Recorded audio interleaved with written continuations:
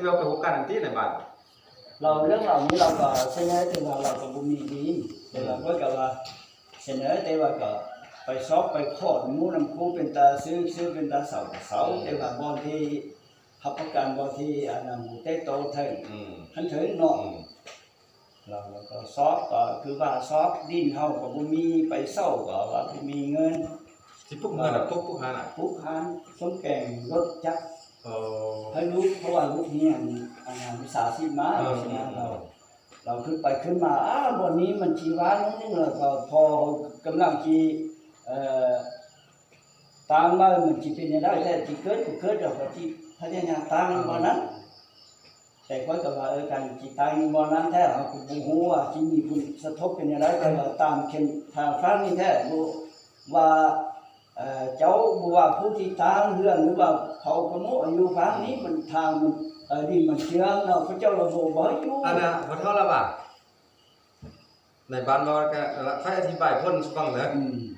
เฮาเวียกก่อสร้างกับเวียกค่ายเครื่องที่บ่ได้ปนเปกันนะบ่ได้ปนกันเจ้าซ่อมแป้งนี่มันจะเป็นเขามองว่ากิจกรรมมือกำเนาะ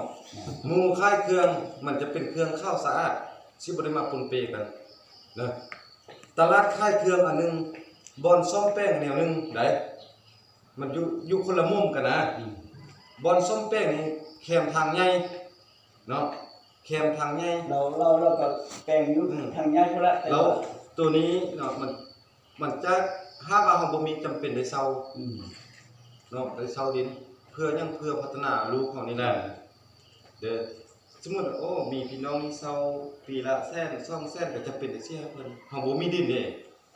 ลูกล้านเพิ่นได้เฮ็ดคือกันเลยมีอยู่ดินเพิ่นอยู่ในบ้านเพิ่นอยู่ข้างในเพิ่นมันสิเป็นแป้งอยู่บนแป้งหารซ่อมแป้งมันเพิ่นสิเป็นแป้งบ่อนที่มีเงินไขตัวเป็นไปบ่อน้ำดุงนำอัน